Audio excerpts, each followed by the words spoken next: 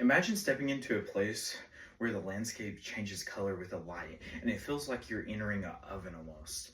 Now think about moving into that from that extreme environment to a city that never sleeps with lights as bright as the sun even. Last summer my fiance and I took an incredible journey to Death Valley in Las Vegas. We experienced the raw nature of the desert and the vibrant energy of the bustling city. These destinations can teach us about the resilience of nature and the excitement of urban life as well. Our trip through Death Valley and Las Vegas was filled with natural beauty, adventure, danger, and unforgettable memories. This adventure includes the stunning views of Death Valley and its historical sites as well, and witnessing the bright lights of Las Vegas and discovering ancient pictographs as well, which is very interesting as well too. So let's go ahead and talk about the bad water basins that we first experienced. We went all the way from one, if I can get it here, one side of the US to the complete other near California and Nevada. We also went to California for the bad water basin. So this is basically a below sea level basin with its steady drought and record summer heat is a land of really extremes, and I'll go ahead and talk to you about that. Here's a picture of it, but Death Valley National Park actually said that in this below sea level basin, steady drought and record summer heat make Death Valley a land of extremes. Yet each extreme has a striking contrast, really.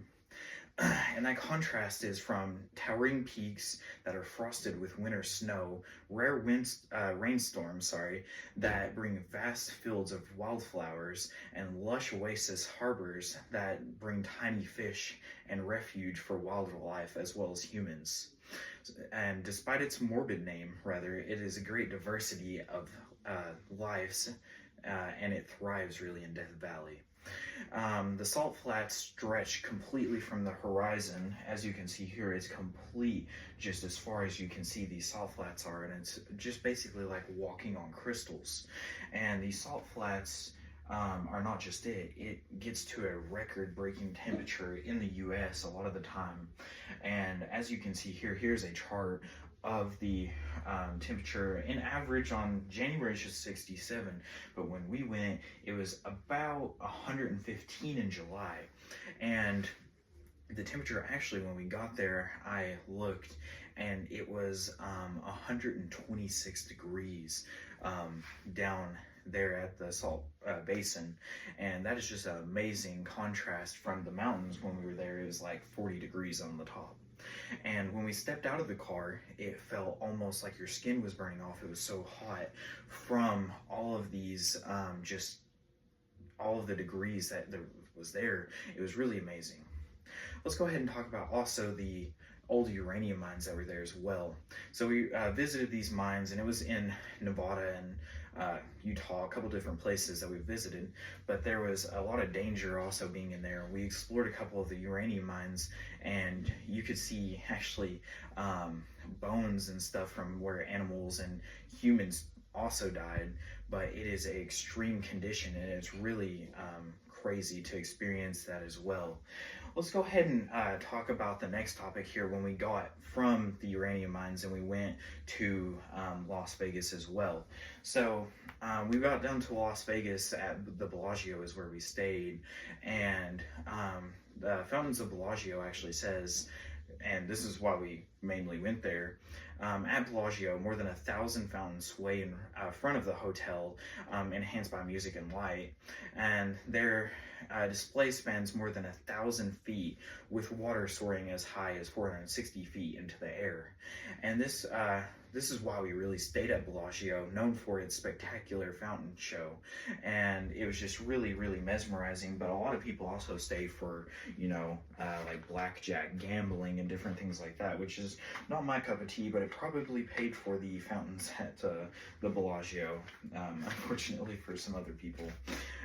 Let's go ahead and talk about also Fremont Street that we visited as well in downtown Las Vegas. The Fremont Street has a massive LED canopy with dazzling lights, and it's really amazing to see. It's just a whole dome with crazy lights that they put on, and it's really mesmerizing, even more than fireworks or anything like that. But also, you have like Little France or places like that with just amazing things that you can see. It was just really beautiful. And then let's go ahead and talk about the beyond these main attractions. We also encountered some really interesting pictographs in Utah and some other places like that, and also the remote areas of Death Valley. So we stumbled upon these ancient hieroglyphics on the wall, and they told us stories of the people that once lived there, connecting us really to the past from what their perspective was of other things. And we found some drawings of nearly like demon-like creatures, really, as you can see here, and southwestern rock art and petrographs said one of the main resilient figures in southwestern rock art is a human image, even if the body may be presented by or represented by no more than a stick figure, with what maybe it appear to be talons almost in the place of hands and feet. This is an ideogram that has survived for thousands of years, and this has really intrigued our interest and made us wonder what was going on with that and what people would see during that and everything like that. So now that we've finished up this, let's go ahead and talk about what we reviewed, and let's go ahead and review with our final thoughts here.